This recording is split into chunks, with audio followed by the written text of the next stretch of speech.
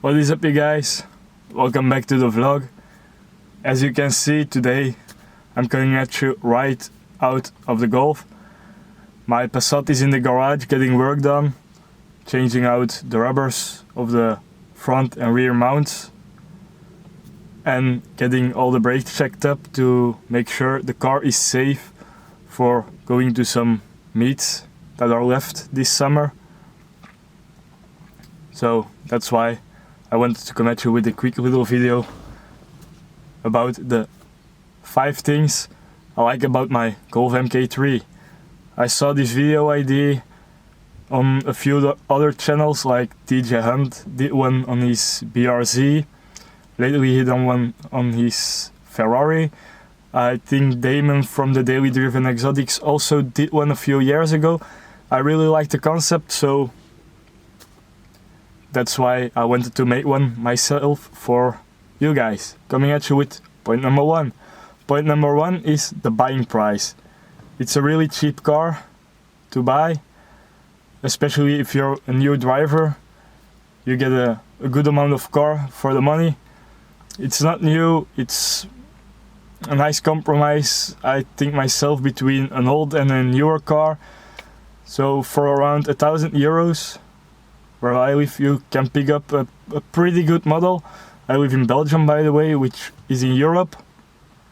So my point number 1, it's a good beginner's car.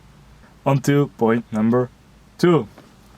Well, it's moving in the same direction as I did with the previous point. Parts are cheap. Again, that's for where I live, which is again in Belgium. Parts are cheap, easy to find. It's a pretty easy car to work on yourself, so you can save a little cash in that corner. If you're a new driver which is interested in working on his own cars and can find the parts for a good price, this is your car. So we got cheap to buy, parts are pretty cheap, easy to work on. Well, we'll take them as 1 point. So moving in the kind of same direction as point number 2, point number 3, modding. There is a lot to find on the market to mod these cars. I'm not talking about body kits. I've been looking at body kits, preferably white body kits. They're hard to come by. You can find a few, but it's not really that obnoxious like the cool Japanese cars, like the BRZ, for instance. You can get some great white bodies for that. But we're here to talk about the MK3. So MK3, it's a nice platform for modding. You have a whole community around it. Mostly it is about lowering wheels, so it's stancing out your car, making it clean, nice looking, and just go to shows. It's a daily drivable car. That's my point number 3, why I like the car.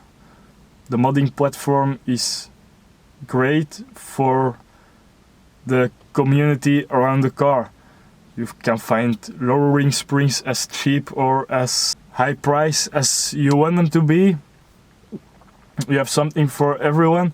The coolest modding part I found about my MK3 was finding out the US model has different bumpers from the European model.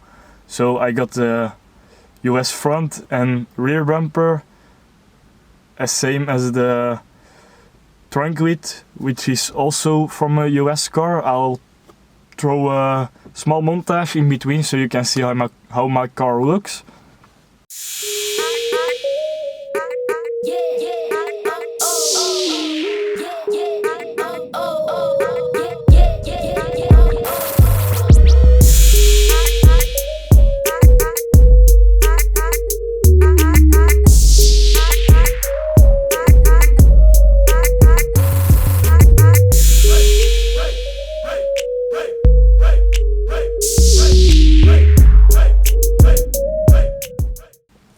I got Audi A3 pepper pots mounted, which were re-drilled from 5x100 to 4x100.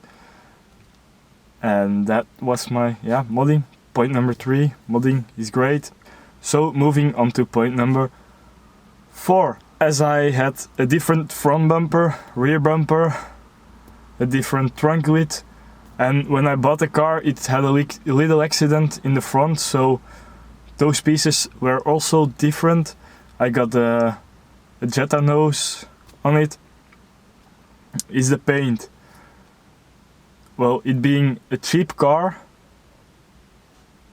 cheap in parts, so overall a really cheap car, I didn't want to spend thousands of euros on getting a paint job just for a bumper, and so I kinda got into the, let's call it the rat look style of the VW community, or the car community as a whole, because more brands do it.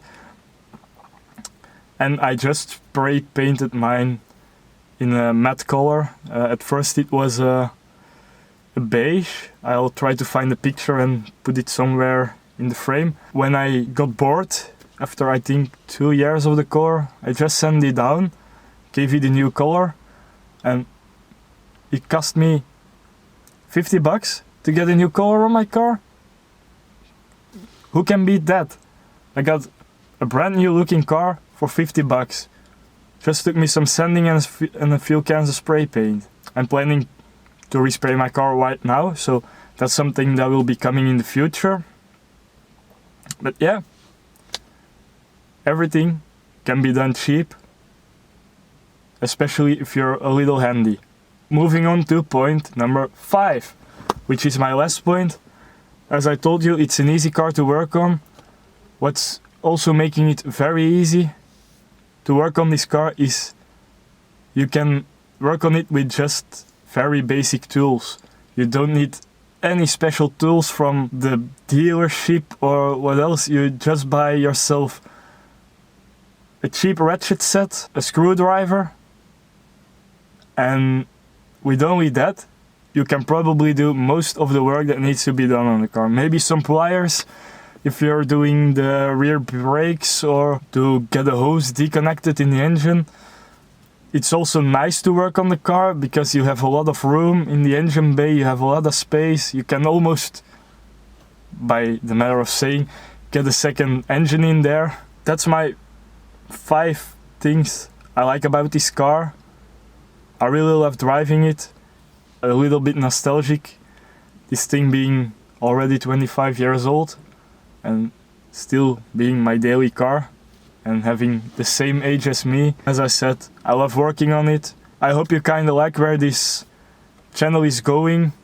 I want to try and make more of this kind of videos, maybe me talking, but I want to be trying to make more of a vlogging style videos instead of only doing videos of me working on cars. Like I said at the beginning of this video, I also watch the dailydrivenexotics, TJHunt, so I like to get more into that style of video making. I don't know, what do you guys think about that? Let me know down in the comment sections below. Also, if you like my videos, leave a thumbs up.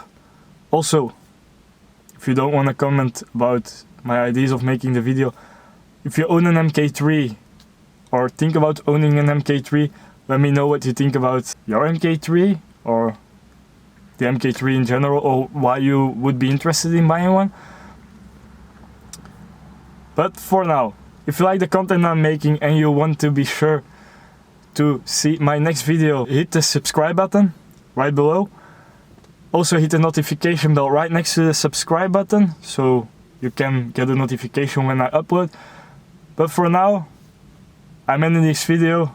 See you in the next one. I'm out.